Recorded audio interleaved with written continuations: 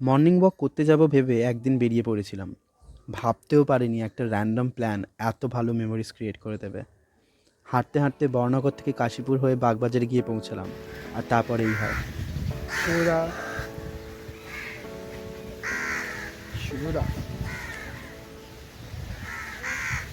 মানে পাত্তাটুকু দিল না আমাকে।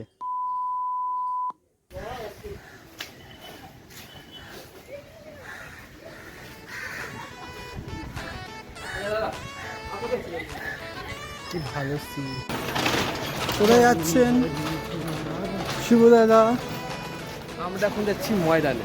ময়দান? এখন হাওড়াতে যাচ্ছি, এরপরে ময়দানে। মানে मैंने पहली बार आया है, मज़ा आ रहा है।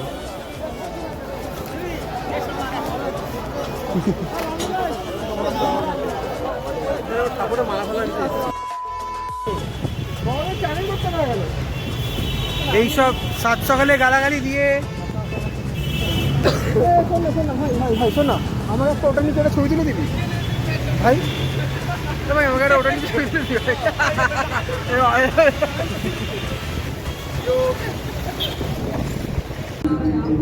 গ্যাস কোথায় আছে? আচ্ছা, কুইক ভোক্যাব সেশন।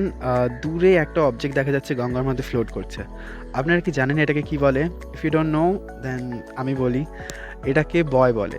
যেমন আমরা বাংলায় ছেলেকে বয় বলি, ইংলিশে অনেকটা ওরকমই প্রোনাউন্সিয়েশন।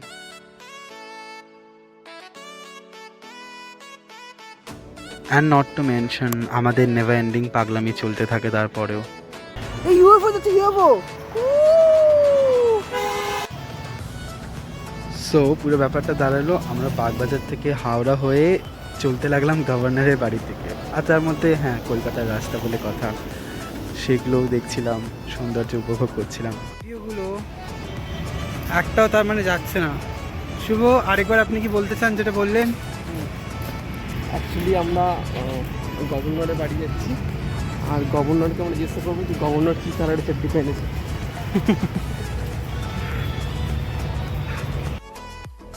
এতক্ষণ ধরে হাঁটার পর আমরা সবাই খালি পেটে ছিলাম, আর খালি পেটে সুগন্ধ রাস্তা দিয়ে যেতে যেতে শুভ ছাড়ছিল। বলেন।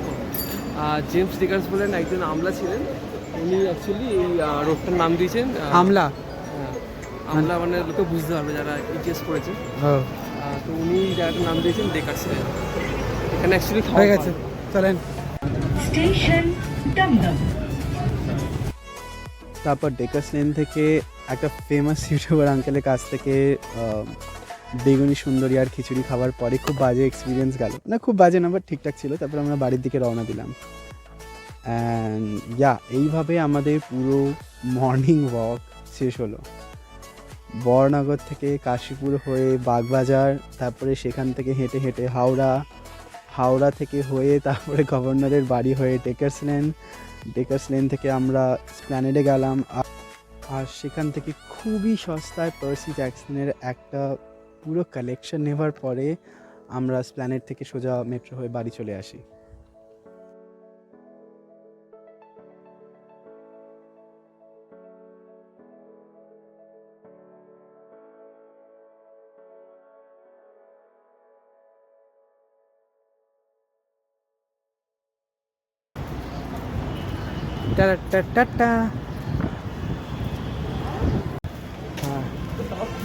আজকের ঘোরা আপনার কেমন লাগলো শুভ দাদা?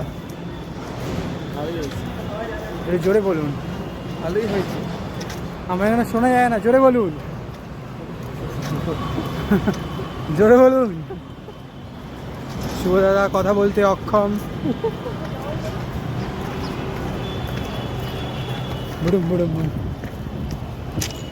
দেখে পারো ছাড়বে।